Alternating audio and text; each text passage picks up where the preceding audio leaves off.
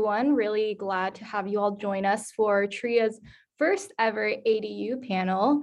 Here with us today are Dan from Young Lewin Advisors, Alon from ADU Concepts, and we will first start off with a moderated panel and followed by a Q&A session afterwards. Some topics we will be covering this session include what ADUs are, what each company does, the journey of starting your own real estate company, the current and future outlooks of ADUs, and any past or current projects our guests would like to share. To begin, can each of you introduce yourselves and kind of summarize your real estate career journey up until now? Dan, you can go first.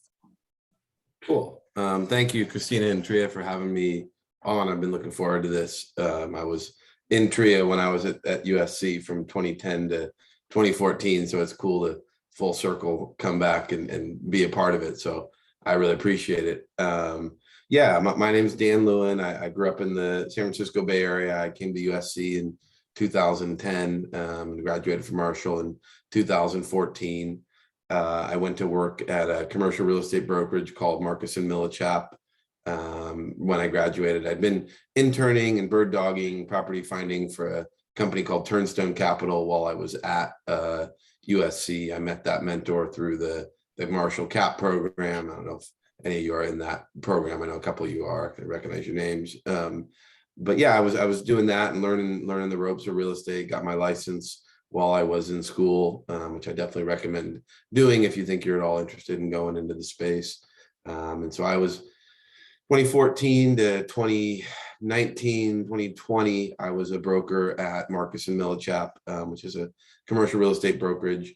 I was mainly focused on USC student housing as a market. I knew the market well from living up there, and there was and still is a lot of opportunity in those neighborhoods right around campus. So I was brokering deals, cold calling, representing buyers and sellers and getting listings and doing all that. A lot of the USC market, which probably you guys are living to some extent, there's a lot of development going on, particularly on the west side of campus is where I was focusing. On the north side of campus where the Row and the Village and all that is, it's a little bit higher priced up there, but it's all historically protected. Well, on the west side, that wasn't the case, on the west side of Vermont behind Smart and Final and all that. And so what a lot of my clients were doing was they would, all that property over there is moderate density zones, so you can build 3 to 6 units on it depending on the specific zoning and the size of the lot. And at the time, the owners in the area weren't really aware of that, but the developers were. And so I was helping the sort of less sophisticated owners market their properties to the developers who were taking a house, tearing it down, building the fourplex, or they'd renovate the house and build a triplex behind it.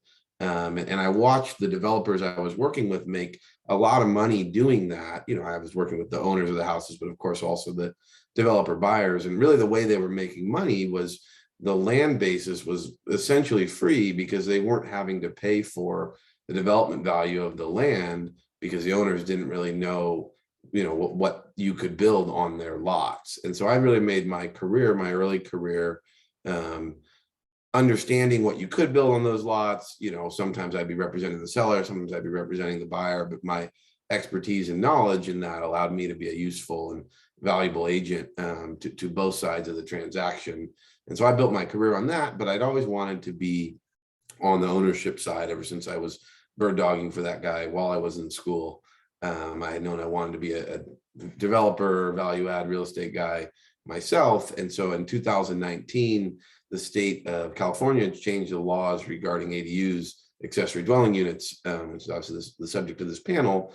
And basically, one of the biggest changes they made was you no longer had to own or occupy to do an ADU. And so I realized that now this zoning that my clients at USC had been taking advantage of for the last 5-6 years, where the owner didn't really realize the value of the backyard development value, I realized that this was no longer just in specifically moderate density zoned areas like USC. It was anywhere, right? In any house, anywhere. And so I took the student housing model that I was and still am brokering principally by USC, and I took it to other college campuses down here in Southern California. And so we have 3 projects at Cal State Long Beach, and then 8 projects at Chapman University, which is a smaller private college in Orange, California. And so we've been doing that. So I left Marcus and Millichap along with my partner, Shane Young, and we started our own brokerage to continue that side of the business with a focus on ADUs and what you can do with ADUs in development, but also traditional brokerage as well. But we also started a syndication development company. Again, all types of value add and development, but we think one of the best ways to do that is ADUs. And so that's what we've been doing since basically the beginning of 2020. We've got 8 of them at Chapman, 3 of them by Cal State Long Beach, and then we have 2 up in the San Francisco Bay Area that are co-living, and then we just have a smattering of apartments and different sort of miscellaneous deals. We have one in Santa Monica, one in Redondo Beach, one in downtown Long Beach. We just sold one in Whittier. We have one up in LA, Leimert Park area. Yeah, and so that's what we've been doing, and it's really been an opportunity for us as young guys. You know, I'm 29, Shane is 30, and we're, you know, on the sort of beginning side of our career, but having the into sort of what you can do with these ADUs and realizing the value of it allowed us to go out on our own and take our lumps as developers. You know, we had to learn some lessons along the way, contractors, and, you know, how to actually get these things built. But because our land basis was so low, it's really worked out well for us. And so it's been a great opportunity and one we've enjoyed taking advantage of and look forward to continuing in the years to come. Awesome. Alon, you can go ahead. Well, Dan, that was quite a presentation. Thank you for that introduction, and that's, you know, quite a portfolio and lots of business at your age. It's a beautiful thing, and it's exciting for me to see guys like you jump into the space. I think you did an absolute amazing job explaining some of what you do. You're very kind. I think I want them to understand a little bit more about multifamily and single family and have a little conversation about that. I mean, I think the majority of what Dan was describing is multifamily development projects, co-living facilities. So I think it's important for you guys to also understand the single family portion of ADUs, the multifamily portion of ADUs, and that's kind of where we come in. And we come in from both, you know, a lot of guys like Dan and a lot of developers and people who acquire real estate. They call our company in order for them to find out really what they can do. What is the densification options? How can I densify this property? Where can I add units? What underutilized areas can I convert in an apartment building? So it's super important to really understand this particular value add when you're for these transactions, when you're selling real estate, acquiring real estate. I think this knowledge is very important for understanding how to make the numbers back out, because real estate doesn't really back out. Part of the value add and what we can bring to the table with ADUs is how to make the cap rate or how to make the acquisition, what, you know, in your language, back out, how to make it make sense, because otherwise you're really buying into 3%, 4%, 5% cap when it doesn't really make sense. And, you know, taking ADUs and adding those ADUs to the overall look of the real estate portfolio can take a project from 5% to 7%, 8% cap rate, and it backs out to an entirely different, you know, real estate transaction. So I'm kind of going to take the setup that Dan created for me to really express the difference between, you know, when new laws came out, they started off in single family residences. So the beginning of ADU started off where people could add an ADU to their backyard. It was an attached unit or a detached unit. And then they came out with additional density options. And they said you could also add a junior ADU, which is up to 500 square feet of an attached configuration. Then they made it, you don't have to attach it to the house. You can attach the junior ADU to the detached ADU. So, and then recently, as I'm sure that you all are aware or should be aware and should do the research, a Senate bill was signed into law. It's called Senate Bill 9.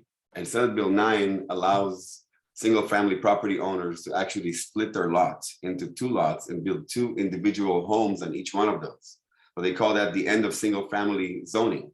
So there's a lot of upzoning happening in the city of LA and California because of a massive need for housing. And I have a little demonstration which I'll turn on and I'll kind of take you through how we got to this place. It's not going to be long, but just so you kind of understand where I'm coming from and where the information that I'm providing for you is coming from.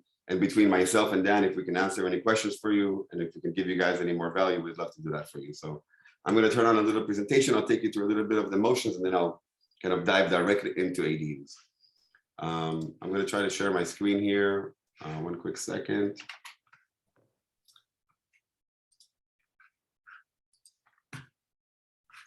Please let me know if you guys can see my screen and if you can see it well. Yes, looks great. Thank you.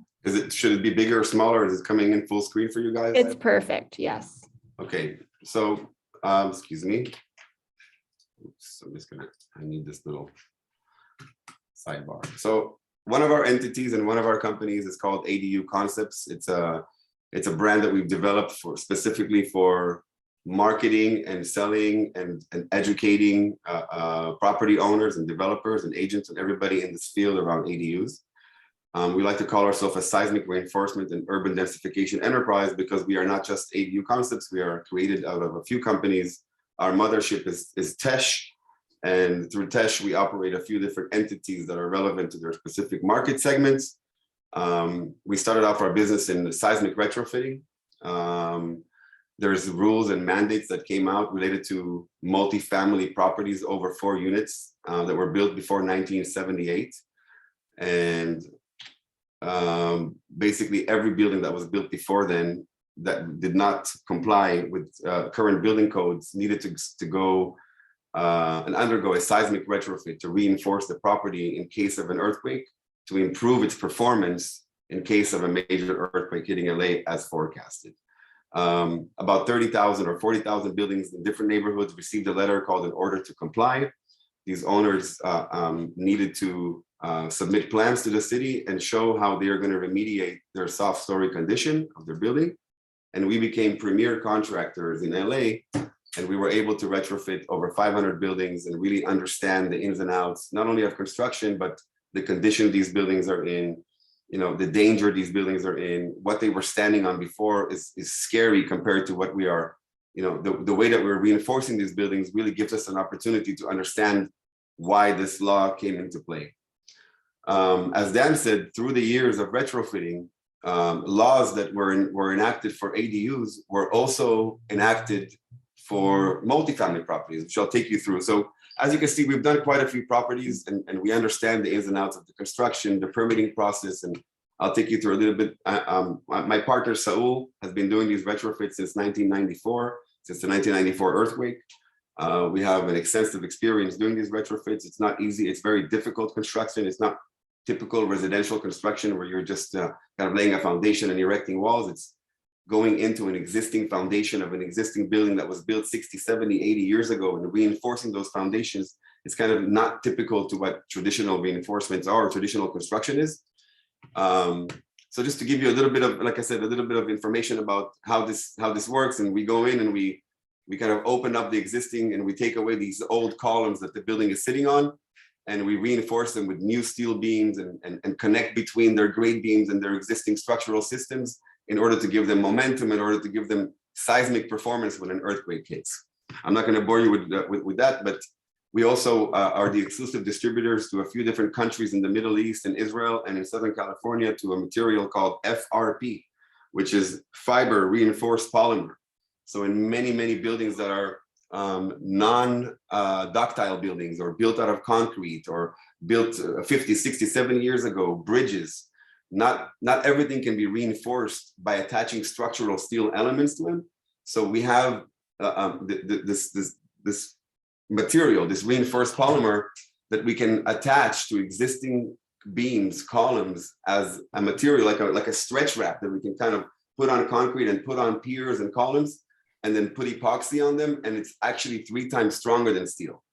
So we have an extensive knowledge on how to really reinforce mid-rise buildings, low-rise buildings, apartment buildings, and of course, all the way down to traditional homes, how to really secure them for earthquakes.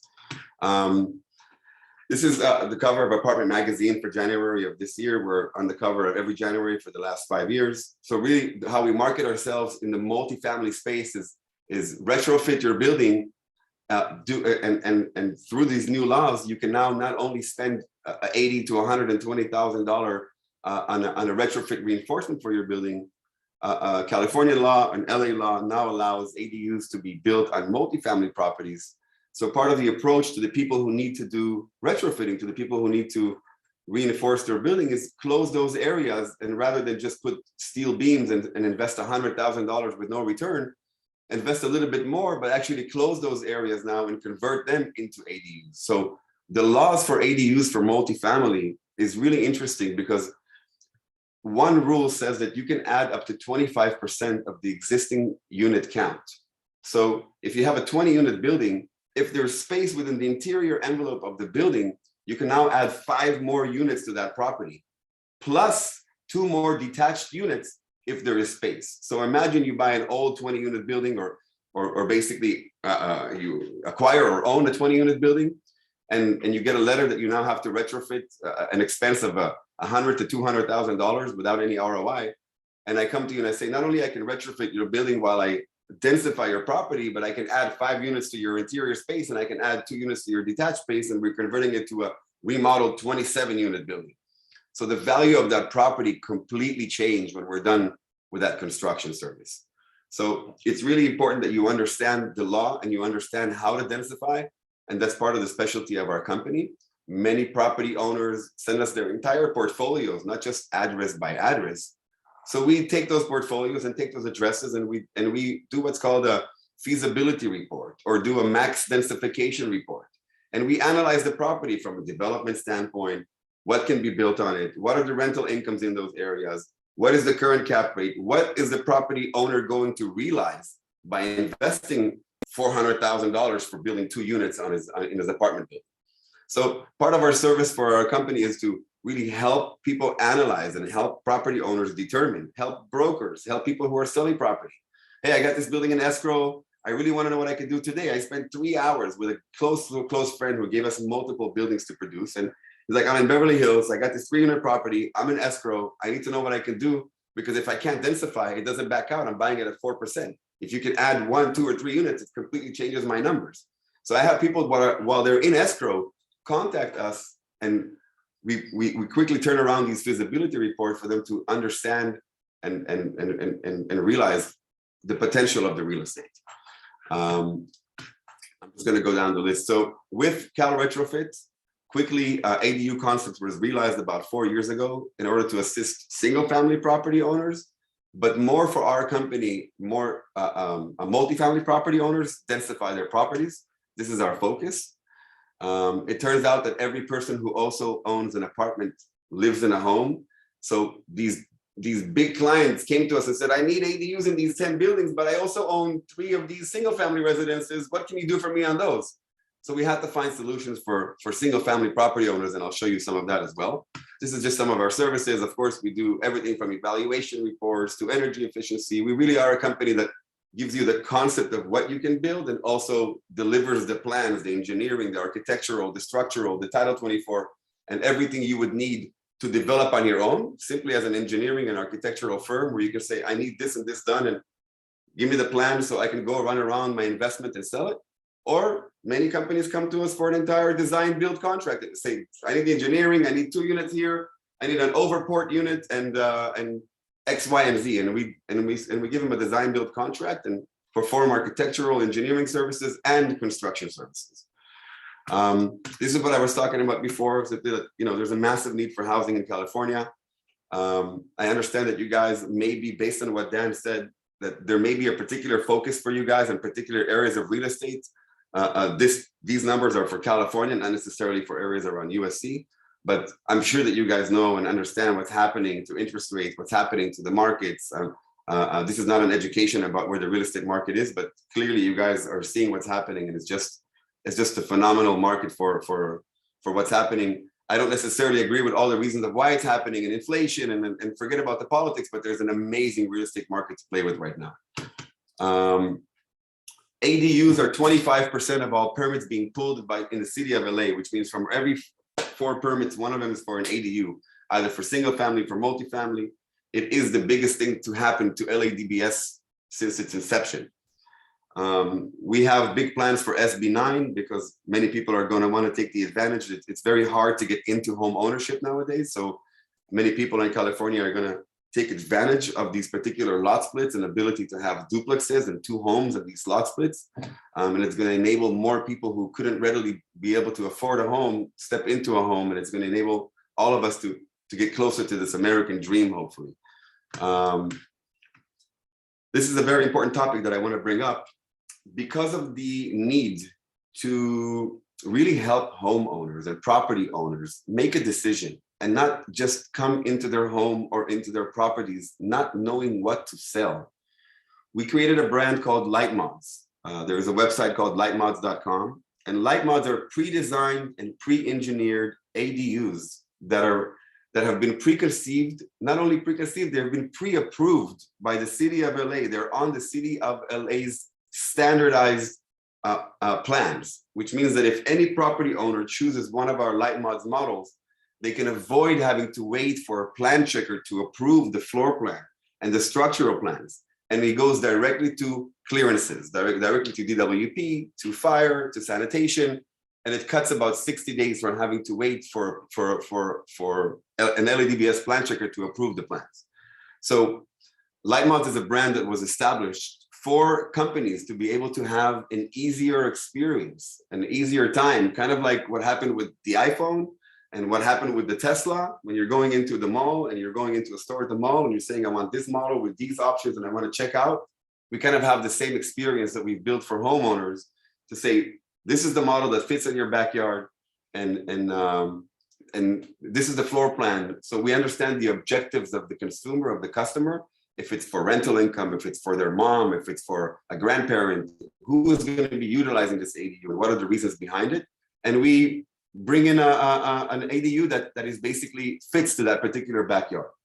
We know that there are many backyards in single family that are very, very small. So we created micro mods, which fits to smaller configurations of backyards where you need to have studios, singles, 2 bedrooms, but they're a much smaller footprint. They're kind of like micro homes, tiny home on wheels. They're not on wheels, but they're built with the concept of micro living, of living in small spaces. And just to give you some examples, this is a project that we're doing on Kenwood. This is an L-shaped 822 square foot unit. There's just different types of units that we have to fit the different configurations. I spoke about Sb9 before and about lot splitting. This is going to become a very big deal in the single family zoning. So I don't know how much focus you guys have, and that's why I don't know how much to dive into single family. If you can give me a little bit of, Christina, if you can give me a little bit of background, or Dan, if we're talking to a group of people that have an interest in multifamily, or is it kind of a combined ADU panel and we could talk about anything here? Yeah, I think this is great. I think both single family and multifamily, I think it's really prevalent around like not just the USC area, but around LA and things like that. So seeing examples and projects of both definitely can really enhance the learning of, our members. And yeah, this is really interesting. Thank you. Thank you. Thank you. If anybody needs to stop me by any chance, if anybody has any questions, I'm happy to stop and answer some questions, but we're almost done here. So I'm going to continue through the presentation and then I'll just shut it off and we can go back and forth with some questions. So for instance, an example, this is a unit that we have. One of our Light Mods that we have is a unit that's basically half of this unit. And we were able to duplicate the unit and put it in 2 different back-to-back configurations.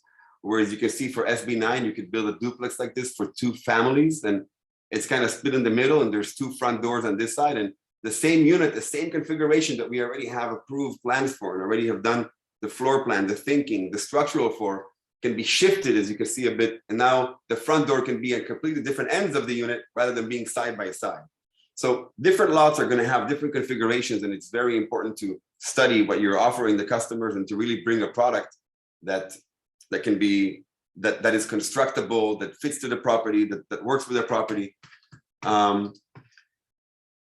This is, we have authorized dealers and we have other home improvement companies who sell our product, who represent our product. It's not really important. What is important is I want to share with you that we also own and operate a factory in Downey, California. And this factory, we are not big believers in using lumber.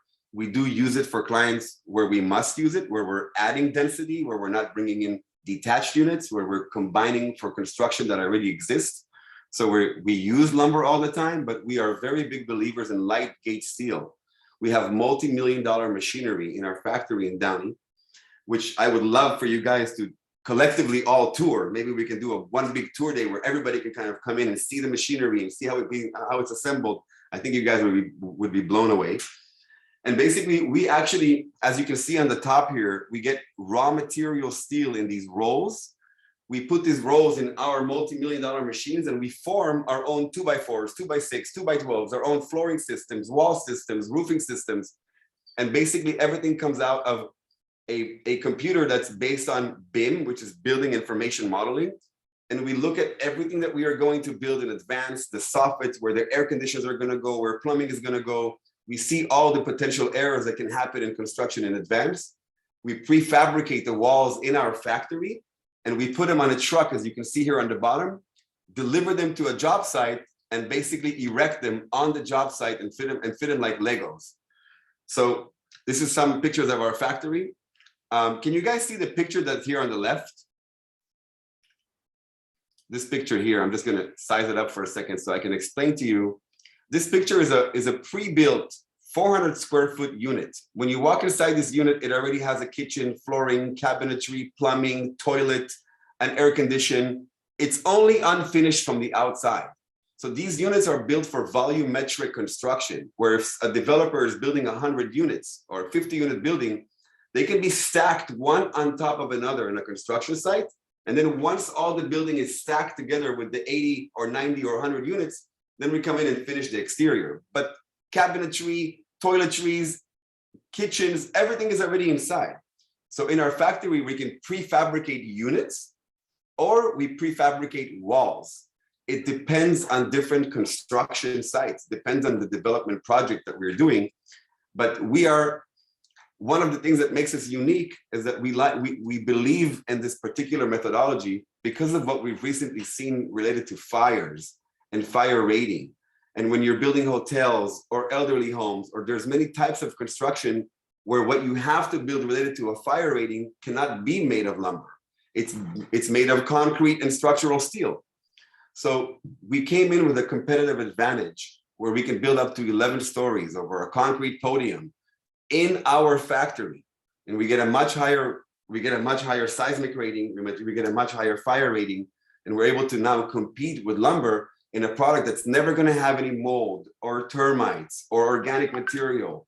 So there's an amazing opportunity to increase the quality of the product, not just this wood construction I know that by the time we're not going to be here, but wood construction is a 70-year construction and steel construction is a 200-year construction. So just to give you some, I know that it's a little bit irrelevant, but our ADUs are built in a factory that clients and people can come and walk through and customize. And it's not just traditionally built out of lumber. When clients say, hey, I'm an old timer and I want it in the good old way, we bring lumber from our lumber yard and we assemble it the good old way. But I just wanted to show you that, that these things are available now. Modular units are now coming to play. In some cases, people want these prefabricated units, which in some cases really work well when there's accessibility for transportation and bringing a big truck and big cranes where you have to crane these modular units over somebody's backyard when there's power poles. So in some applications, these prefabricated modular units can work, although they are marketed to be very cheap, but they end up after construction costs and having to prepare foundations for them and having to factor in transportation costs and craning costs. They end up being less than competitive to traditional construction. Clearly, I can tell you guys a lot of other benefits.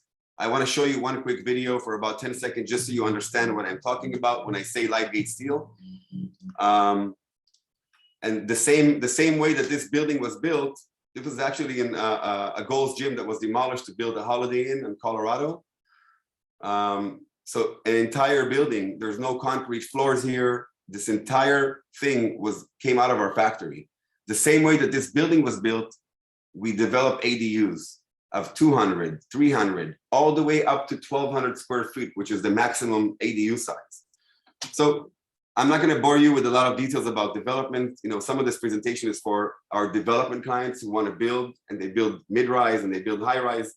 But it's good to get the information and to get the concept of what I'm talking about. I'm hoping that maybe Christopher sent a link here. Let me just see. Yes, he did.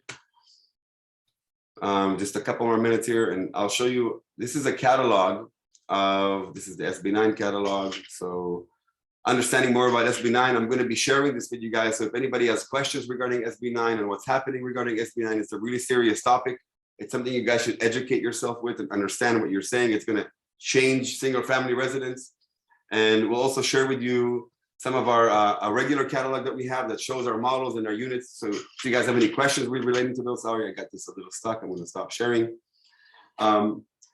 So again, I mean, I can talk for hours, but I think I'm going to give you guys an opportunity to come up with some questions that are maybe relevant to where you guys are at, and we can at least give you guys some value add or something you can touch that you can take from this meeting that's related to where you guys are studying or doing or pushing. So I'm going to be quiet now and give anybody the mic for any question. Yeah, Elon, Yeah, thank you. Oh. Go ahead, Christina, go ahead. I was gonna say, before we jump into any questions, I would also want Dan to kind of share what his company does, especially on the advising side. And I know Dan has been working on portfolios that are near USC too. So if you would want to share that, you're welcome to. And we'll dive into questions after that. Yeah, sure. Let me share my screen. That was good presentation. You guys have that really well organized, Elon. I really appreciate watching that. Thank you. Thank you so much. I appreciate listening to you too. You seem like you have your stuff together, and I'd love to talk to you on many other levels. I mean, I must have tricked you then, because we don't have our stuff together, but well, but appreciate it. Sound like you do, my friend. Appreciate it. Yeah, just I have a few different little things that I could share that could be fun. So this is my brokerage track record by USC. So this is kind of all the west side of campus stuff that I did, and then a few things north of campus. And these are just some of the examples of the properties that I was talking about. So this was a duplex. It was a fourplex when I sold it. When my client bought it, it was this existing duplex. And you can see this, right? Am I zoomed in appropriately and everything? Cool. So they bought this duplex and they renovated this duplex, and then they built this duplex behind it. And so they end up with 4 total units. So that's just kind of an example of the product I was working on. This is kind of a fun before and after. So I listed this house, 1196 36th Street, right here, right by campus, right? So not too far. And I listed it for a homeowner who was, selling out of their house for $630,000. And then the owner, this lot you couldn't develop because of the zoning. You couldn't develop with more units, but you could develop with ADUs. And so the guy I sold it to, his name was John Guell, Southland Developments, their company. And they were one of the bigger developers in that area. And they built an ADU behind it, and they renovated the house. They probably spent $250,000 building the ADU, and probably another roughly $250,000 renovating the front house. It was a major fixer-upper. And they turned it into this. So they renovated the house, and then you can just see the little ADU back there. There's the ADU. And they sold it about 2 years later after developing it for $1.7 million. So they bought it for $630. They were probably all in for 1.1, maybe 1.2, and were able to sell it for 1.7. And that wasn't a case of, buying it and crossing your fingers and hoping that the market went up, right? They created that value by building that ADU, by building these new 3-bed, 3-bath student housing unit. And so that was kind of one of the original deals that really gave me the idea to do what I eventually did. So these are our properties at Chapman. And so this I don't know if any of you have been to Orange or have any friends who've been to go to Chapman or have spent time in that area. It's kind of, if you've been to Disneyland and Angel Stadium, that's all right here. And then it's just on the other side of the 5 freeway. So this is one of the first houses my partner and I bought for $630,000, kind of coincidentally, but similarly. And so we renovated the front house, and then we built 1,000 square foot 4-bed, 4-bath ADU in the back, and we've now got it rented to students. Our kind of design idea is we always do all master bed bathrooms, right? With the idea that you guys as students, a lot of times there's rental houses that are a 3-bed, 2-bath or a 4-bed, 2-bath house. But I knew from living in housing like that that's not really ideal, right? One person gets the old master that mom and dad used to have, and then everybody else is stuck, sharing a bathroom. And so we turn all of our houses into master bed bath, and then all the ADUs we do. And this one, I've got a little virtual tour of it. But so that's the whole floor plan. And so you go in and you've got, and because of the state law, we're limited to 1,000 square feet on these ADUs. Some cities you can do 1,200, but in Orange, in the cities we're in, you can only do 1,000. And so we're limited in space, right? So we have to be kind of creative. And so our units don't have any hallways, right? So we've got this central, common area, right? There's a front house out there in the yard, and the picture you were looking at was taken around there.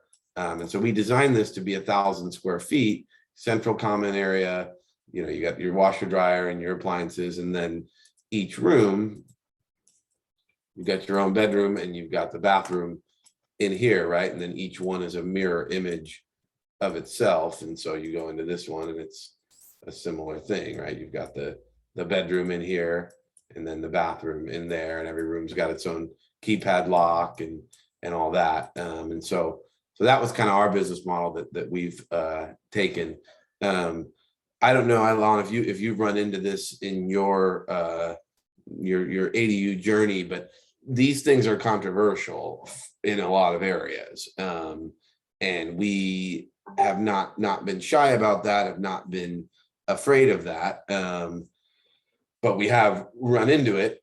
This is one of our properties at Long Beach State with a bunch of neighbors having a front yard protest because they don't want student housing in their neighborhood. And it's, I think, an important thing to kind of be aware of when it comes to ADUs. The reason that the state did these ADUs, the reason that these state laws exist is because these local areas for a long time the local areas have had control of the development, right? And in large part, this is why we have a housing crisis. We don't have enough supply. If you've heard the phrase NIMBY stands for not in my backyard. And so while, people understand intrinsically you need to have housing built, a lot of people like these folks would not like it in their neighborhood, in their backyard, right? And so historically, the localities have had control. Well, when these folks have control, you can imagine how much housing gets built, particularly housing that's built not for these folks who are older folks who are, wealthy enough to own their own home and their own 8,000 square foot lot, their own 2,000 square foot house, as opposed to housing for people like us, for people like you guys, right? Who are coming out of school, having your own, job, trying to make your own ends meet. Well, having a house like this doesn't really help you. But when we turn this house into an 11-bed, 11-bath, 7-bed, 7-bath house and a 4-bed, 4-bath ADU, that ends up being housing that's a lot more accessible for a lot more people. And so it's a very politically charged issue. And if you're interested, I'm always happy to talk more about that. And I've done a couple of site tours with, I think Zach, maybe you were on it. I don't know if anybody else on this call was on that site tour that we did, but we kind of got into talking about that. And I'm happy to show folks around our developments and some of the ones that are under contract or under construction as well. But there's definitely a politically charged component to these ADUs and to what we do. And so it's interesting, and it will be interesting to see where things go. Sb9 was a really big change, like Alon's talking about. It allows you to not just build one ADU on this house, but effectively cut this lot into 2 and build 4 units total. Well, that's going to make these people twice as mad, right? And they're already, as you can see, pretty angry. And so it's just going to be interesting to see where that goes in the next, few years here in California. It's an issue that I came to accidentally. I just was interested in real estate coming out of school, and I kind of got on the small ball trench side of real estate, working at Marcus and Millichap and going and doing my own stuff. But the reason I started building ADUs was not to solve the housing crisis. It was to solve my bank account crisis and start making a lot of money. And I have, and it's been very lucrative for my partner and I, and we're very glad that that's been that way. But the more I've looked into it and the more I've learned about it, I've really, really come to care about it. issue that really affects our generation and you know, my generation and younger, like you guys. And the other part about single family housing, and I won't get too far into this because this is sort of a different tact on it. Single family housing was created because segregation was outlawed. Single family housing was created, and this house right here that you're looking at that I own, on my chain of title, there is a covenant. If you learn what done real estate law yet, or what a covenant is, right? A covenant or a CC&R, a restriction that says no Black or Asian person can own this house. That's still on my title report today. And it's on every title report in all of these neighborhoods. And it's no longer effective. The court laws, thankfully, have outlawed the ability to affect that. But that is why single family housing, it's more nuanced than that. And it's not the sole reason. But for me as a moral person, for me as an American, for me as a person who values inclusion and equality, I really fucking care about this, pardon my language. This really matters. This kind of stuff, you know, this is serious stuff. And so Shane and I, my partner Shane and I, have been really grateful that we've had the opportunity to be on the right side of history of this. And it can be difficult when you're starting out and figuring out your own first developments, and you've got these folks on your front lawn. But what Alon is doing, what I'm doing, what people in our space are doing, of providing housing where it's needed, it's a really valuable service, and it's a really valuable thing that society needs. And so I've been really blessed and grateful to have that opportunity to be doing that. And I unfortunately don't have any recent pictures of this, but if you were to go by this today, 6481 El Roble Street, you'd see a big 2-story addition up here that's stuccoed and about a month from being done. And so because of the state laws, we were able to build what it is that we want to build. I might have a rendering of. And then I just want to add a tiny bit to what you said there. You can stay on your stuff. Don't disconnect. Part of the reason why he said 1,000 square feet and I said 1,200. 1,200 is a LA City law, is a mandate that LA City's interpretation of their area said we are allowing a maximum of 1,200 square feet. The 1,000 square feet that Dan is talking about is a state law, and state law is basically what we use against these kind of neighbors, where we're saying, exactly, okay, your organization, your city, your local district is not approving this, and we understand that, but this is a state law and it supersedes any local state mandate. Now, the state is telling local ordinances to say, you guys come together and figure out something that makes sense. We'll allow you, city, to come up with rules that make sense, so these dwelling units actually fit and don't particularly change the historical nature of the community, and many types of rules that they put together in order to protect the community. But it's very, very important to also understand that the state law provides for some rules that supersede anything any neighbor can fight against. Also, there's a difference between adding traditional accessory dwelling units for 1 or 2 bedrooms than having 11 bedrooms, like you mentioned, for student housing. You have to admit it's a little aggressive. So for those overly aggressive type projects where they're going to have 12 cars and kids coming in and out, I don't necessarily think that particular demonstration was because you're building an ADU. It was because you're building a house with 11 bedrooms. That's correct. If I had built a 1-bed ADU in the backyard, I mean, the direct neighbors might not have been thrilled, but it wasn't a specifically ADU protest. It was a housing, and the housing that we're. I just want to make sure that they get that. You know, is one of the. I was really impressed when I was researching your company, Alon, before the panel. I really like that you guys have 4-bed and 3-bed ADU designs. We looked at modular, and actually Shane and I are interested in talking to you went offline about some of your work. A big thing with ADUs and accessory dwelling units, and they have colloquial names like casita or granny flat is a big one, right? Or people think of them as pool houses. Historically, that's what they've been, right? A granny flat, a little 500 square foot 1-bed for granny, right? To move back home when she can no longer live out on her own. And that's great. And I'm all for people doing that. But that has been kind of a niche sort of window that we've been able to occupy. We realized, hey, this doesn't have to be a 500 square foot 1-bed unit. It used to be potentially either how people used it or the cities would require you that.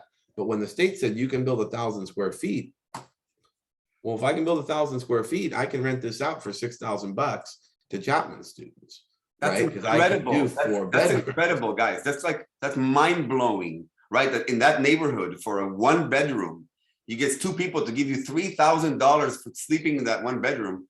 That's an incredible investment that it takes a lifetime sometimes. I know people, it takes them a life, it takes them 40 years of work to be able to own a home and build an ADU like that and get that rental income. That's phenomenal in areas where you can get, I have people doing it where they can get $1,800 a month. So imagine getting $6,000 a month for the same investment. It's just phenomenal. It's so amazing where you can actually incorporate some knowledge and look at the neighborhoods and look at the areas and look at your risk factors and look at the rental income. All of those things completely change the viability and feasibility of a project. Whether somebody's giving you a loan, you know, it's all backs out to income. All of it. In multifamily, these big developers, and all the way up the food chain, it all backs out to rental income. So, and I think your point is, I think, you know, I'm going to give you the mic again, but I think you're completely on point, and there's an opportunity. What you're saying is a really good point, Elon. And honest to God, I went to 4 years of USC Marshall, and nobody ever really explained this to me directly of how real estate works and what we're doing here. But basically, and you guys maybe were smarter than I am and went to more TRIA events, so you got it. So this will just be me teaching myself 10 years ago. But we are building units. We're going to build this thing. We're going to rent it out, right? And that rental income has a value to the market. So similar to if you're aware of stocks, right? In PE ratios and price to earnings ratio. If a building is making $6,000 a month, right? Then that's $72,000 a year. And the market values that income at some multiple. And that multiple is not set, and it changes, right? So the multiple that I'm going to get for my income on this property, 1711 Delaware, which is in Santa Monica, right? I'm by, this is a Santa Monica City College student housing play, as well as we're a mile from the ocean play. The same income that I would get for my Santa Monica deal would be worth more than if I was getting that in Compton or South LA, right? Because there's more risk associated with being in a rougher area. There's going to be more vacancy, more repairs, there's less prestige around it. There's less people who want to own it. And so what you're trying to do is create basically income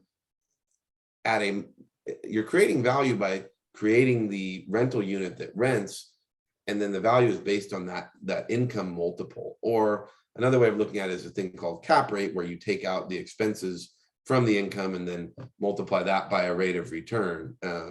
But that's how real estate works. And so you all already know that and are smarter than I was back in the day, but I graduated not truly understanding that. So that's, I think, something worth maybe saying. Well, it was great hearing the presentations. We will now be jumping into questions. I see 3 people with raised hands, so I'm just going to go down the order. Austin, you can go ahead and unmute.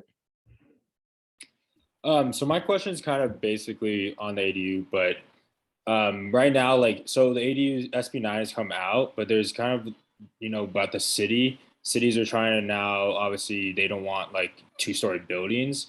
And so like one particular, like Santa Clarita, like they're like stopping the city from like building 2-story buildings. Pretty much their concept was that people build an apartment on top and then build a garage, and then you put a bathroom in it. Say I have a bowel movement problem, and then you just get it appraised, whatever, who cares, and then you remodel it, and then you make that a room on the bottom.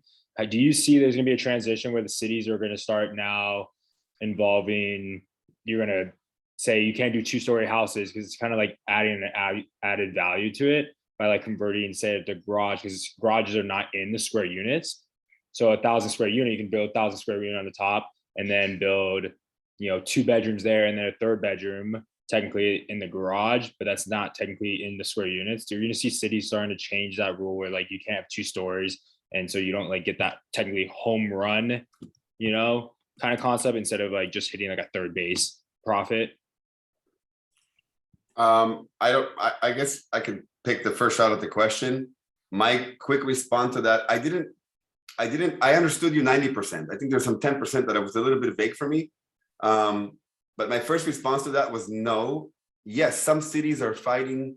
There's a rule in multifamily that if you build a second story over a carport or 2 stories, you cannot go up, you cannot pass 16 feet.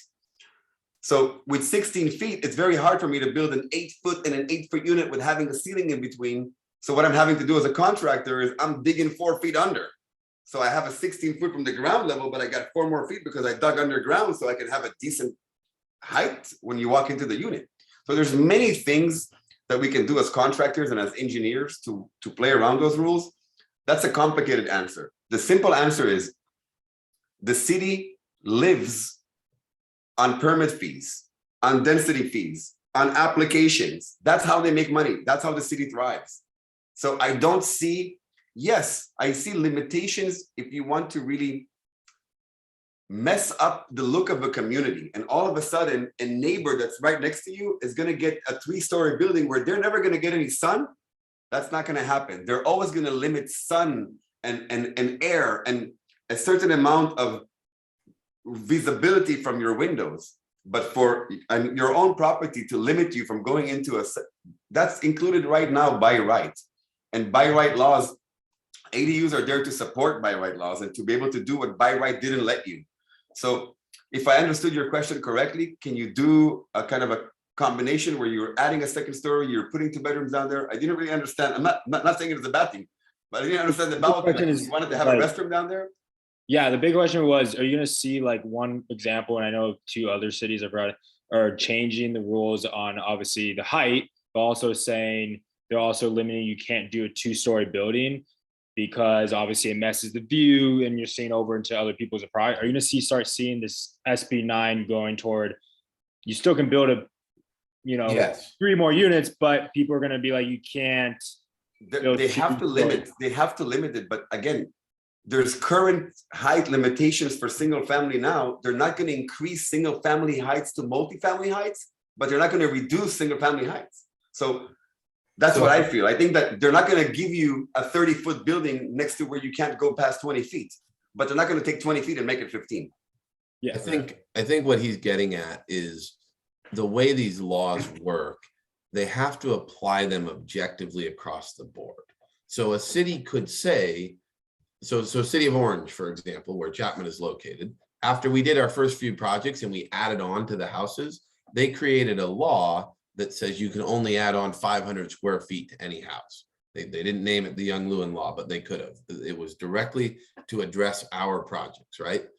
And I think that if you asked Mayor Mark Murphy, and I know because Shane and I went and sat down and tried to talk it out with him and it didn't work, I think they would ban adding on to any house at all, right? Because they don't want our student housing projects. But the problem is, then if they could make a rule that says you cannot add on to any house at all, but then nobody could add on to a house, even the non-student housing people who just want to add on a little back room, right? You can't say, you have to apply it objectively across the board. And so that's what limits cities, and what Alon's alluding to is, right, that when I do a new ADU or add on to a house, I pay the city development staff, I pay the planning staff, I pay the school district, I pay the water district, the fire district, I do a thing for parks, I do all these things, right? And so for a city to say, no, you can't build anything, that city would have to be so wealthy that they didn't really need to care about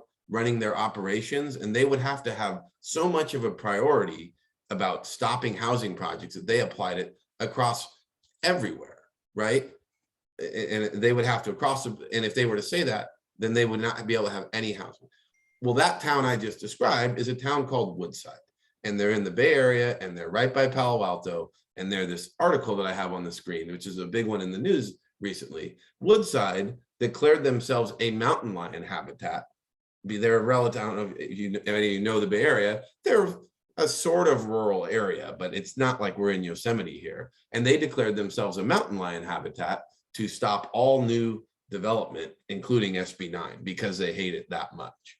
And so you're going to see really wealthy cities do that. You're not going to see LA do, and luckily they had to back down because all of us on Twitter shamed them so much, and the attorney sent them a letter, and it was this whole dust up.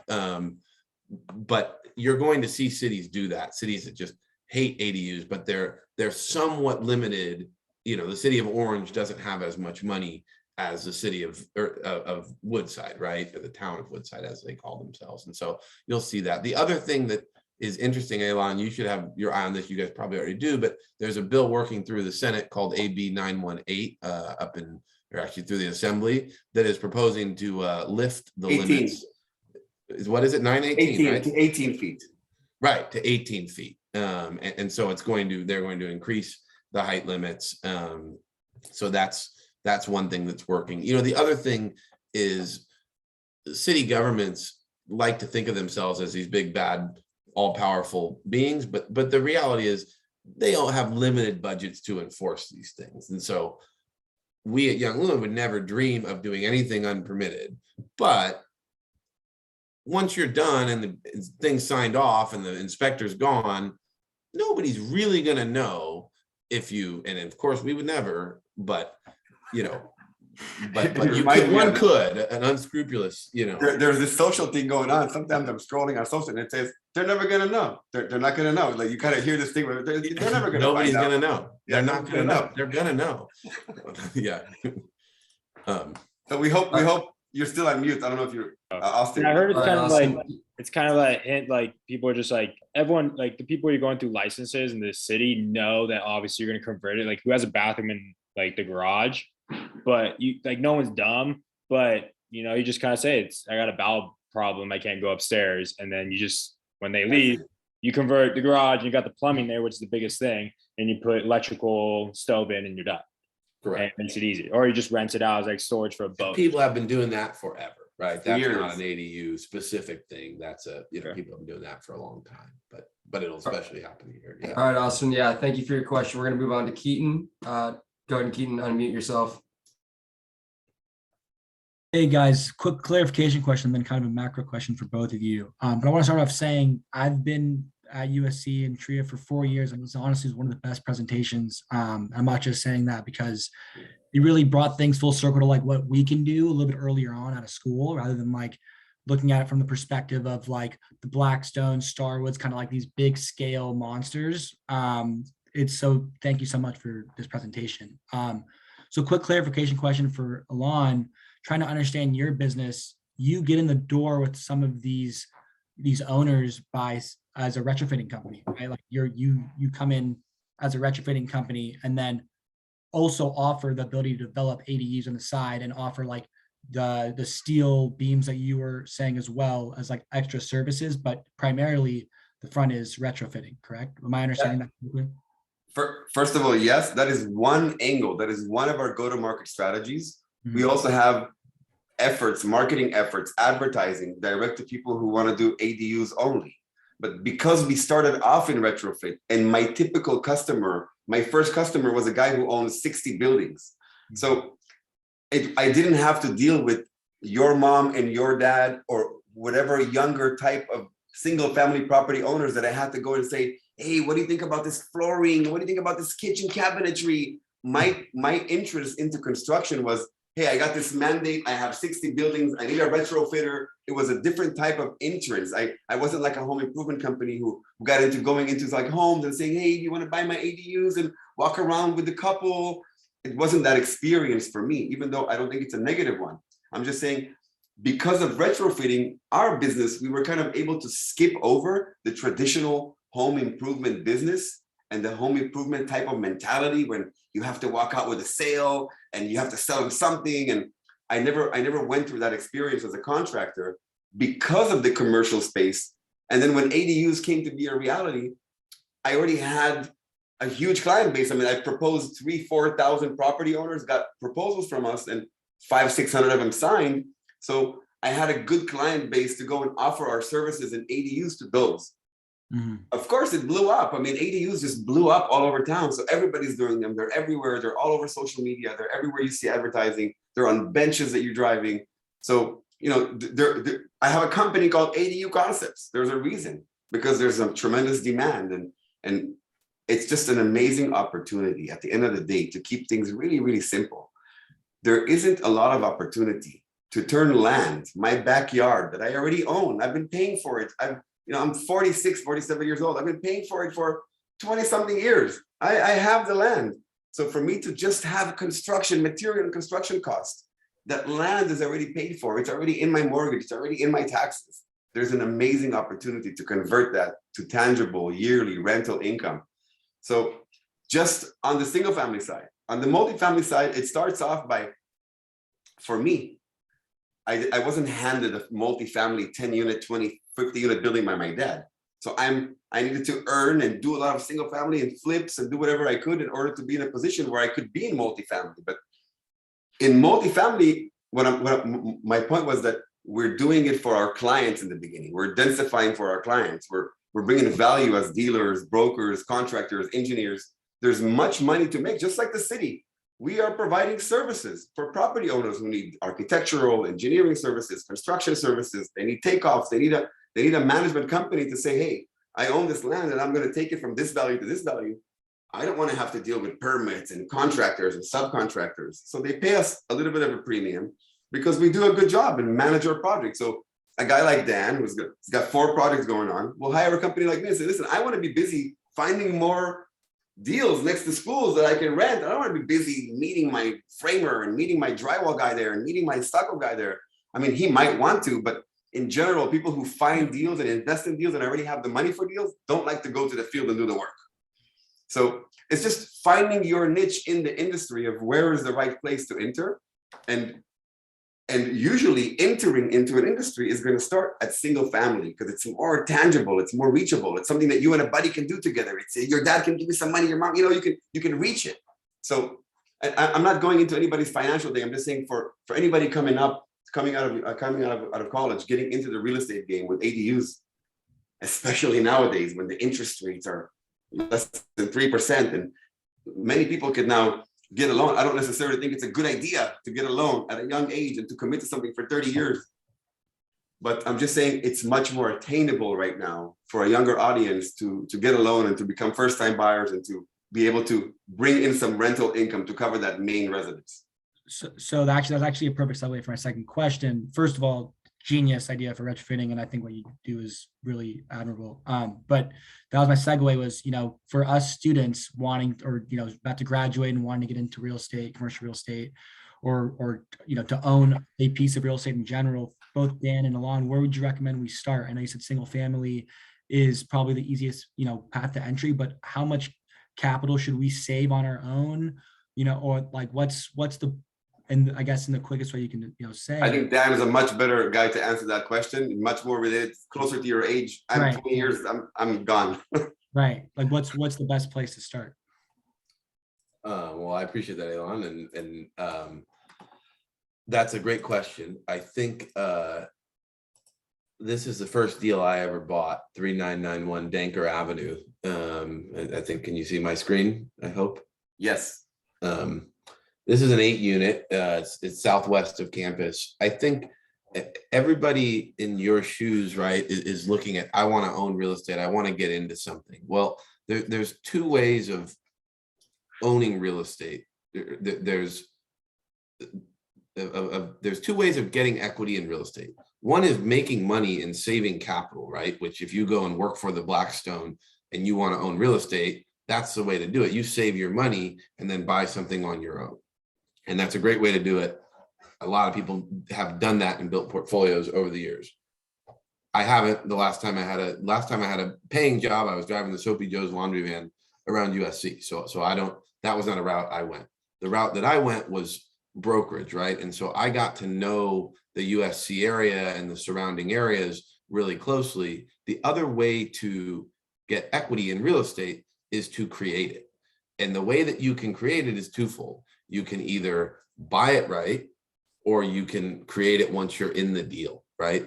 So me as a broker, I'm making 100 cold calls a day at Marcus and Millichap. I'm talking to everybody. I'm super in tune with value, right? And as a broker, what you're doing is you're basically calling people up and saying, hey, do you want to sell your real estate? I mean, there's a little more nuance to it and there's some more tricks to do it, but that's essentially what you're doing. And what you're hoping they'll say is yes, of course. And then you're hoping that they will let you represent them, right? And represent them as a seller and list the property for them. But a lot of people will say, I don't need you brokers. I don't need a listing agent. I know what it's worth. just bring me an offer for X price, right? That's a pretty common one you hear as a real estate broker cold calling. Well, every now and again, you'll get one of those and they'll say the price. And because you're an agent who's, keyed into the area, oh, that price is too low. And I'll buy that property because this property we bought on Denker, it was worth probably 1.7 when we bought it, and we bought it for 1.3 million. Well, I borrowed 100K from my dad for my stake, and Shane put up his stake, and we had a third partner. And so that's how we got the money to do it. But as soon as respect. I was up. Thank you, sir. Thank you. Yeah. And the reason I was in that position was because I had called the owner, because he was one of 100 cold calls I made every day. And the reason that I was in a position to go act on it was I had a little money of my own. My dad didn't put up all the money, but also because I knew right away, oh, that's way below market. And if you're saying you want that offer, the second you put that on the MLS, you're going to get a bunch of people offering you up to 1.7, right? But if I can buy it quickly, hey, here's an offer for 1.3. You said you want 1.3. We're all cash. We'll close it quick. We'll get a hard money loan. We weren't quite all cash. We were all cash. And right away, we're up $400,000. And so that's one way of doing it, right? And if you're in the brokerage side of the world, you're going to see those opportunities because you know the market really well. Real estate, right? You think about what a broker does. What does a stockbroker do, right? They have clients that say, I want to buy this stock at this price, and they go to Wall Street and they get it done. To be honest, I've done trenches real estate my whole life, so I don't actually really even know how that works. That's roughly how I think it works. Real estate's the same thing. If you're creating liquidity, right? You're finding people who want to sell, and you're finding buyers for them. Well, when you're in that mode and somebody has a low price, then you can act on it quickly. And so that's one way we did it. And then the other way was, okay, ADUs happen. When I bought all my houses in Chapman, all these properties, these were not properties that I bought below market. These were on the MLS, they were marketed. But what people didn't realize that I did was I could take this little house and turn it into a larger house with a lot of bedrooms and build a second unit, right? And do it. And so that was the way I was able to create value in doing that. And so I guess it's two very different routes of doing it. It's pretty obvious which one fires me up and which one I like. It's the second one, if you couldn't tell. So does that answer your question, or was that just me tooting my own horn for 5 minutes? No, it definitely does. Thank you so much, Dan. And I used to work at Marcus & Millichap, so I can totally relate with the cold calling. Totally. Nice. Were you interning for them? I interned for them like my freshman summer, and I definitely get the cold calling. That's awesome. When I was a sophomore at USC, I interviewed for an internship in their West LA office, and they never called me back. And I swore that I would never work for those guys. I hated Marcus & Millichap. And then I went and worked for my mentor down in Gardena, who was doing value add real estate. And lo and behold, one of his good buddies was a broker at Marcus & Millichap. And when I was ready to graduate and go into brokerage, I got connected to Steve Bogievich, and I was the rest is history. So it's good to keep an open mind in that case. But yeah, it's all those places: James Capital, Matthews, Lionstall, CBRE, JLL, our brokerage, our nascent brokerage, Young Lewin Advisors. It's all the same thing as a young gun. You just make a lot of calls, and you just call a lot of people, and you talk to a lot of people, and that's the value that you bring. Listen, I think it's the greatest thing in the world. I think it's the coolest opportunity.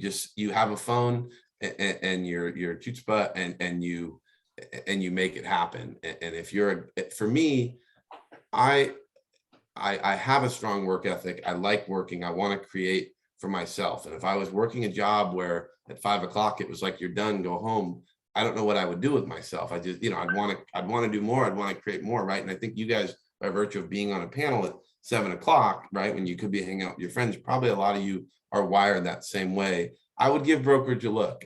I really would, because it's not as glamorous. It's not as prestigious as what a lot of USC, I think, steers you towards. But I think the opportunity, if you're a hardworking person who's not afraid to talk to people and really wants to eat what you kill and work as hard as you can, I think brokerage is an incredible opportunity. And you can build a career as a broker, but then it can also merge and migrate into sort of what it has for us. And we have a brokerage, so I guess I'm kind of pitching us as a company or as an industry, you know, we're hiring young guns, and we'd be open to talking to any of you who are interested.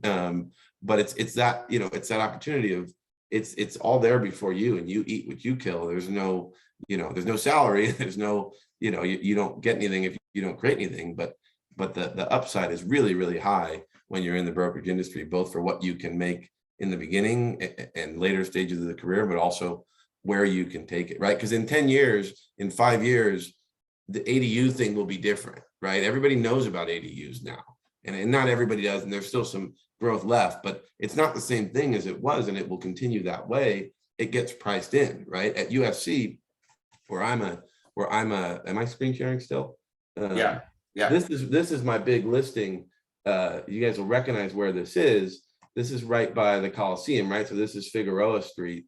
And this whole thing, John David Booty, who was the USC quarterback after Matt Leinart. Matt Leinart was a quarterback who played for USC 20 years ago. Maybe you guys know about him, maybe you don't. But the quarterback after him, John David Booty, went and he tied up all these sites, and he's developing these sites. And then he also owns all of these. And I'm listing them for sale for him as a broker because I have ADU expertise. And these are really, he bought them, and he thought he could develop them, and they're actually historic, so he can't tear them down and build up. But in the backyard of all these, there's ADU potential. And so this has been the biggest listing of my career. And it's all from the groundwork that I laid calling homeowners on the west side of campus for many years.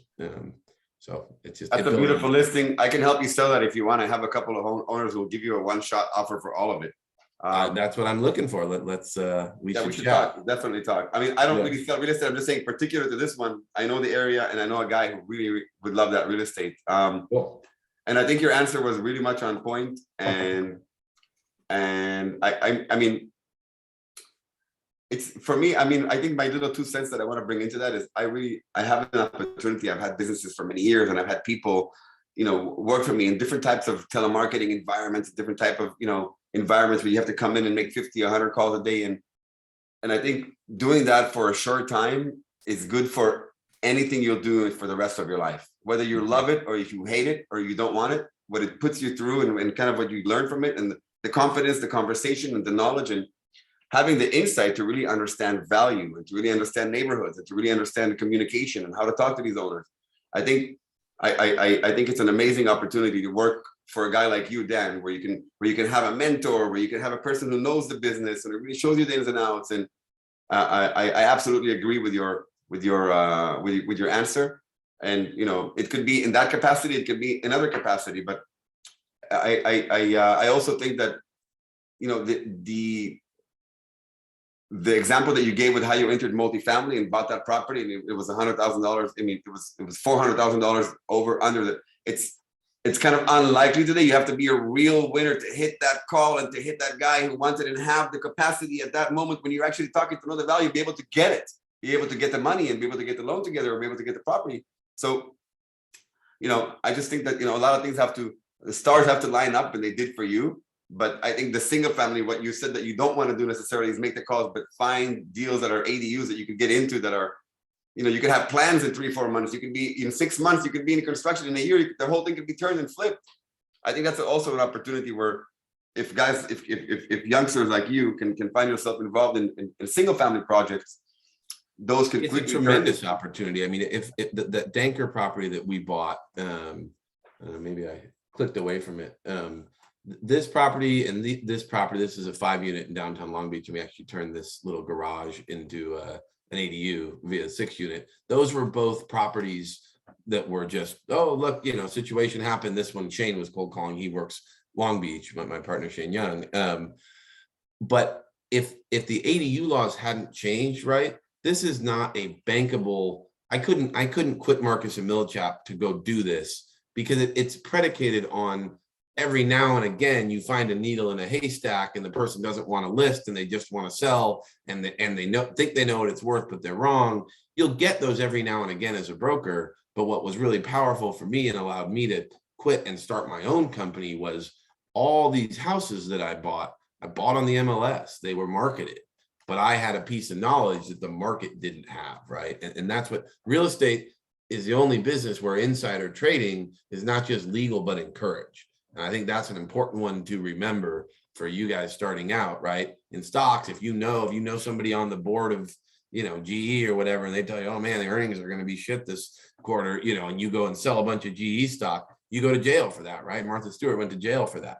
In real estate, one of my clients told me, hey, dude, you should check this out. All the ADU laws are, the stuff we've been doing at USC, they're about to do everywhere. So I went and did it, and I'm proud of it. And I wouldn't have it in writing if it was illegal. It's just a tremendous opportunity. Beautiful. Well said. Thank you guys for that. We have about 10 more minutes, so we're going to go ahead and ask the last couple questions. Feng Yi, you want to go ahead and unmute yourself? Yeah, thank you so much. Thank you very much, both of you, for the amazing presentation. So like I was pretty intrigued by the topic of like unit size and unit mix for student housing and young people in general that Dan mentioned. So like just recently I was looking at a multifamily deal in Scottsdale, Arizona for my class, and then we're talking about like whether it's a deal to look at, because like I see the unit mix is a lot like 1 bed or 2 bed, which is I think is for like young couple or singles. And I think with the like inclination toward hybrid working, I think maybe more young couples and young graduates might move to like the downtown area, but like of like more suburban markets. So do you think that will affect like, how we underwrite like, or what like the way we source deals, and also like the unit mix and the ideal unit size, because obviously like you don't want big like big size, like maybe 3 beds or 4 beds in those areas. I feel, I don't know, like just like your experience with these in general. And then I think another recent experience I had was like the UOI high development competition, and we were working on like Auckland development, also multifamily. And then I think they were working on some, we were talking about the policy of transit-oriented community with like micro units near downtown, things like that. I would love to hear your thoughts on that as well, and how like these micro units could like affect maybe the purchase power of like young people and everything. Yeah. Oh man, that's right in my wheelhouse. I love that. So this is this is what we're really excited about. So this is our next ADU thing, and this is not ADUs, it's micro units. There's a pilot ordinance at Long Beach, which is where my office is based. Is they just passed. They're going to do 500 micro units in downtown Long Beach. That's a pilot program, and the city planner Derek Burnham, who was integral to writing the law, then left city planning and went into private consulting, and he partnered up with us, and so we're in escrow on this site in downtown Long Beach. And this is, forgive me, Christina, this is not ADU focused, but it's kind of similar, and I think it's maybe a good sort of final piece to this of, so we're buying this parking lot, and it's in the Arts District. This is a cool little cafe here. It's in Long Beach. You guys have probably never been to Long Beach. I never went down here when I was a student at USC. But we're going to build 50 micro unit studios. It's going to look roughly like this. And that is It'll be perfect to come out of our shop. Yeah, well, we're looking at doing a modular, Elon. That's what I want to talk to you about. Yeah, we're building for you. Yeah, We're doing 87 units now. Just bring them on a truck. They just get Right, stacked just- up. While you're doing the foundation on the bottom, well, probably while I'm doing the foundation on the bottom for you. right. The shop is They're great. out in the shop, and that's the idea. For us, right, I've never considered myself an ADU guy, which is weird because I have a brand in the market as an ADU guy. But I consider myself a value add real estate guy, right? Danker, the first property I bought, well, you could build ADUs, but we didn't at the time because they didn't exist at the time, and then we were done with it. This is just a value add real estate deal, right? I'm a guy who buys real estate at a good basis, adds value to it, creates money for myself and my investors, creates quality housing for the neighborhoods that I'm in, creates jobs for the people that are working on my developments. The best way to do value add real estate right now, I think, or one of the best, is ADUs, which is why I'm focused on it. But I think it's going to be key for Shane and I as we grow as developers and expand our business model. Eventually ADUs will be priced in and everybody will know what you can do, right? At USC on the west side of campus now, these properties, you can't buy an old beat up house around here for less than $2 million. And the reason is because everybody knows what you can do now, and they know how much it costs, and they know what you can sell it for, right? So when you get to that level, it gets less sexy, it gets less fun. Well, ADUs aren't quite like that market wide, but we've got our eyes on the next thing, right? Because eventually ADUs will get priced out to where if there's a big backyard, you got to pay extra for it, and then the juice is gone. It's coming quickly.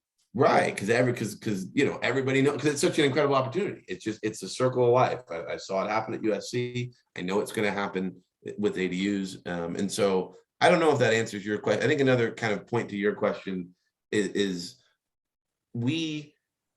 I don't know if this answers your question specifically, but this was a question I had to answer a lot when I was raising money from investors, right, to start this out. And that could be a whole other panel that Tria should probably do at some point, of how to raise money from investors when you don't actually know what you're doing. But, a big question I got was, well, okay, you're going to turn this 3-bed house, you're going to expand it and make it a 6-bed, 6-bath house, and you're going to build a 4-bed, 4-bath ADU. What happens if a family wants to live in it, or would you ever sell it to a family or rent it to a family? To me, what I do is like adaptive reuse, right? Once I put the Young Lewin treatment on these things, there's no going back. No family's going to want to live in a 6-bed, 6-bath house with a 4-bed, 4-bath ADU on it, right? I don't care, because I think it's a higher and better use, both economically and morally, for that to be that way, right? It's like in the arts district where they convert warehouses to, lofts. Well, yeah, no, you can't pack meat in there anymore because you turned it into a loft and a co-working space, right? But it's an adaptive reuse. And so that's, and we've been all in on doing that. It's paid off for us. Thank you so much. Thank you, Fungi, for your question. So I have one question, then we'll just call it for the night. I just want to first say thank you, Alon. Thank you, Dan, so much. This has been, I think, my favorite panel we've had this entire year. So truly, Alon, you think they say that to everybody? No, truly, this has been my favorite. No, we're special. Yeah, you guys really hit I it appreciate with it. the presentations, and I really appreciate the value you provided to all of our members. So my final question to you all was, with institutional capital moving into single-family homes, are you guys, one, expecting more ADUs to be produced because it's more sophisticated investor, knowing that they can increase their NOI? And if so, have you guys thought about potentially going to the asset management space and maybe doing that, like implementing an asset management vertical within your company? We have an asset management vertical in our company. And part of our stuff, like he said before, I think it was great. I actually wrote it down. Dan said, insider trading is encouraged. I'm going to use that for my sales team. I love It's a good one, huh? It's a great one. So we find the right deals, and we come up, sometimes owners don't want to keep their property. Some owners are afraid of, oh, this building needs retrofit. It's a $250,000 expense. I want out of the building. We're like, what? I'll take these 5 minutes from you. So, I think that as far as that's concerned, there's an absolute, I want to answer your question. So as far as asset management, yeah, we look into stuff that we can purchase our own or we can offer. Just like you say, even on this call, he's showing something that, it's a 7-8 buildings that I know a person that might just want the densification, that area. So clearly, I don't think I remember the first part of it, but I'm not answering it correctly. Yeah, my question was institutional capital moving in. I read a report by ULI that just underneath, what's it called, industrial single-family home was the highest performing asset class in real estate. So I was saying, with more institutional capital moving in through, obviously Blackstone, Brookfield, all of these big private equity companies buying up single-family homes, as you've seen in the news, are we expecting more institutional capital to move into ADUs because they're chasing higher yields? Otherwise they have to change the windows and throw a paint guy, and they're flipping it, and there's not enough value. So for them to realize the 6 months or the 8 months or the year it takes to flip and do, I think an ADU is it would be kind of meaningless. The spread on just fixer upper paint job and windows isn't enough for them to spend the time. So I think it really is going to determine what's going to be the determining factor for institutional money. Because, for instance, I live next to Calabasas, and I take my kids to school in Calabasas, and I drive by some homes that are owned by Zillow or the online guys. And I made some calls just to see what's happening with them. Are they for sale? Can I take them? Can I own them? And there's that particular pocket, we just couldn't make any money in. So they're selling. Zillow is selling 6 or 7 properties next to Topanga, old Topanga in Calabasas, that they can't get rid of because most of them are not really densifiable. You could do a garage conversion, but they're all hillside, they're all problematic for building and densifying. And they're like, there's no money here to make, they're just letting them go. So it really depends on the neighborhoods, on the rental income. And for the smart ones, is doing what Dan does, is doing the right research. Getting $6,000 a month for 1,000 square feet is unbelievable, which means I'll do it for $3,000. If he's doing it for $6,000, which means he's doing something twice as good as I am. Looking at the neighborhoods, realizing what's around there, maximizing the space by making it student housing, by making more bedrooms where more people can afford to live there. So he's got a niche, he's got this thing that he's carved out that is really, and he's doing it aggressively and with confidence, and he knows he can get the renters. And a lot of guys like me that are on the older side and like, I want this thing to work. If student housing goes away and if some laws come out for student housing, I gotta go and redo it. And like, I'm more traditional, and my investors and my people and my team is more traditional than Dan is. So for me, I'm like, 9 bedrooms, no, let's make it a 5-bedroom with 3 bathrooms. So if it doesn't work, but he said, what do you mean doesn't work? If it doesn't work, then I wouldn't do it. So it just depends on really on your knowledge, on your knowledge set, and your experience. He's got experience renting to these places. I think you have something to say. Go ahead. Like all investing, it's risk reward, right? And when you're starting out something new, it's riskier, but the reward is higher, right? And so the arbitrage that I was able to take advantage of in 2014 and 15 and 16, I was brokering these deals by USC. And I watched my clients create this new market west of campus that was mostly just local people. But because of the development, they were able to develop, they were able to get high rents, but they battled, there wasn't any comps, right? So when my guy went to go sell this property, well, he wanted $2.5 million for it because he wanted a 5 cap for his income, but no properties on this side of campus had sold for that. And so it took a buyer who was, brave, and that's certainly not an institutional buyer, right? And it was probably worth 2.5, but the buyer bought it for 2.1 because they were the ones to take the risk on this completed product that was actually not that risky because it was a block from USC, and USC kids need a place to live, right? But until there's that competitive set of properties that have sold, it's riskier for people. And the most risk-averse buyer of all is an institution, right? And so the institutional capital, they don't like to come in until a lot of the risk has been taken out. What they want to do is deploy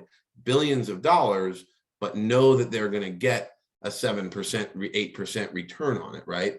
Guy like me, I don't want 7-8% return on my money because I had $10,000 in the bank. Well, I'm going to have to wait a long time, right? So I have to create a lot of value, but I'm willing to take the risk, right? Those guys, they're making more money than I am, right? So more power to them, but they're making AC fees on the $1 billion.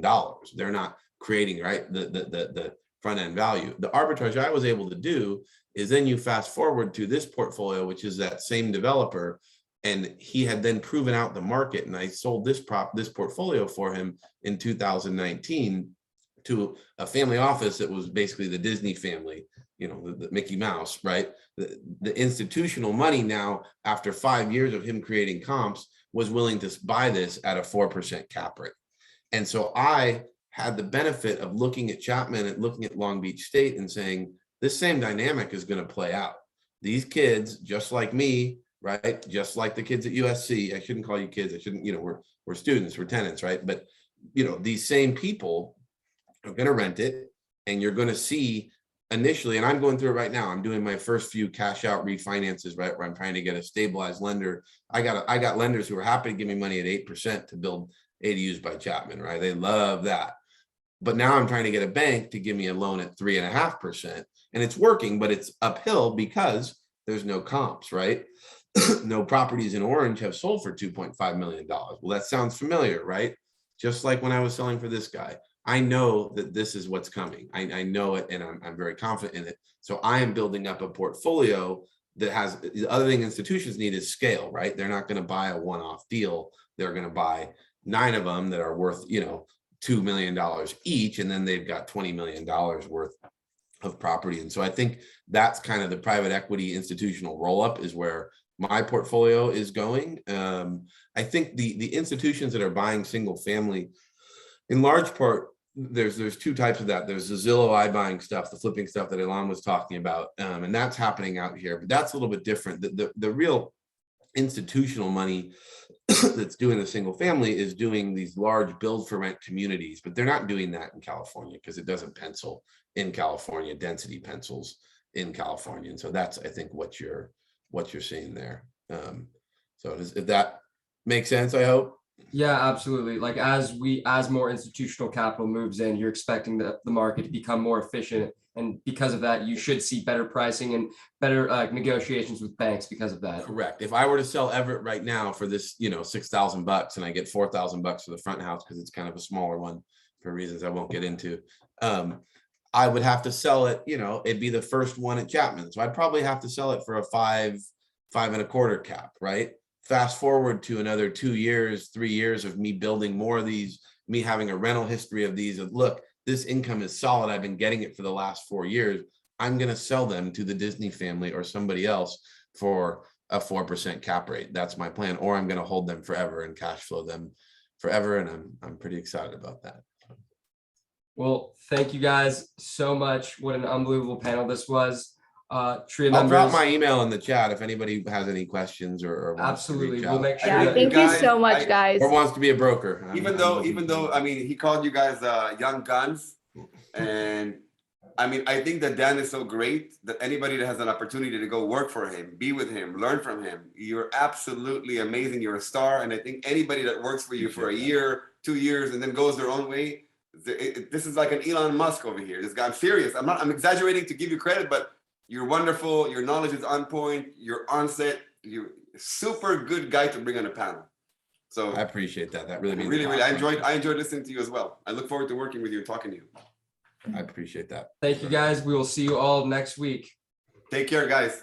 Take care. Bye-bye. Thank you. Thanks, guys. Well, Thank you. take care. Great. Thank you so much. Appreciate it. Thank you. Thank you, guys.